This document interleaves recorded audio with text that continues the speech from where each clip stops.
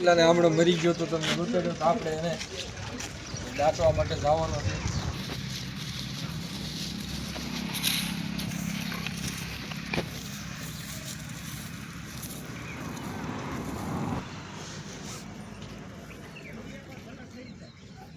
આપણે મીઠું બીઠું નાખીને કમ્પ્લીટ કરી નાખ્યું છે. ઉપરથી આપણે ચોખ્ખી ધૂળ લઈને નાખી દઈશું થોડીક. Guys welcome to new my vlog. તો આપણા વ્લોગમાં આપ સૌનું હાર્દિક હાર્દિક સ્વાગત છે. તો આજે આપણે વ્લોગમાં તમને બતાડશું કે બપોરના ટાઈમે કોઈ પંખો ચાલુ ન કરતા, કારણ કે આજે ચકલાનું ડેથ થઈ ગયું છે. એ તમને બતાડીશ. જો ગાઈઝ ચકલાનું બિચારાનું ડેથ થઈ ગયું તમને બતાડું, એટલા માટે પંખો ચાલુ કરવામાં ધ્યાન રાખજો. અને બપોરના ટાઈમે ખાસ અને સવારમાં વહેલા જાગીને ફરજિયાત તમે પંખો આપણા ઘરેથી બંધ કરી દેવાનો.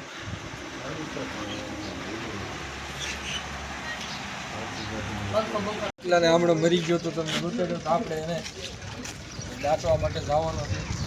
અંતિમ સંસ્કાર દેવા જોઈએ. અને આ છે મીઠું, થોડુંક મીઠું નાખી દેવી એટલે વાંધો ન આવે. એટલા માટે આપણે પહોંચી ગયા છીએ અહીંયા. રાખી દે આ જગ્યાએ કઈ નહીં કે અહીંયા કરો, અહીંયા કઈ નહીં, અહીંયા કર્યો અહીંયા કઈ નહીં.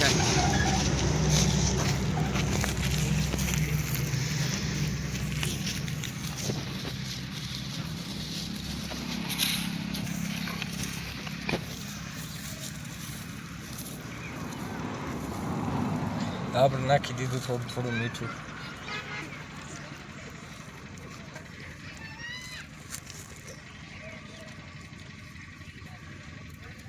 હવે મૂકી દઈશું ચકલાને. દેખાડે ચકલો આપણો.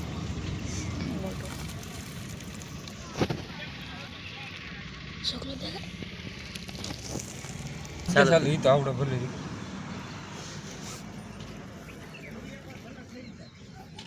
આપણે મીઠું બીઠું નાખીને કમ્પ્લીટ કરી નાખ્યું છે. ઉપરથી આપણે ચોખ્ખી ધૂળ લઈને નાખી દઈશું થોડીક.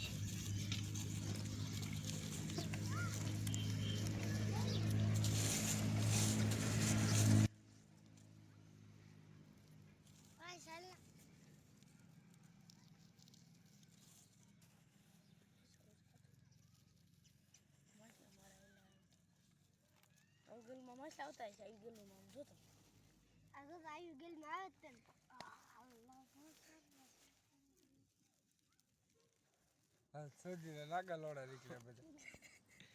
રોજ ચાલુ રોજ ઈ અવાજ હું કાપી નાખીશ. અવાજ જ કાપીને કાઢી નાખવાનો. હા આ બધું તો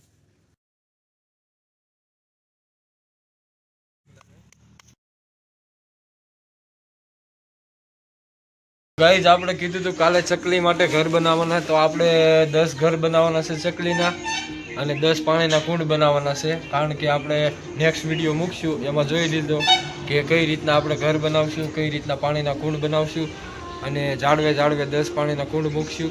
કારણ કે ચકલીનું કાલે એક ડેથ થઈ ગયું હતું, એટલા માટે એની માટે થોડુંક આપણે કંઈક કરશું. કારણ કે માળા બનાવશું, જ્યાં જ્યાં ઝાડવા છે ત્યાં ત્યાં આપણે લગાડી દઈશું.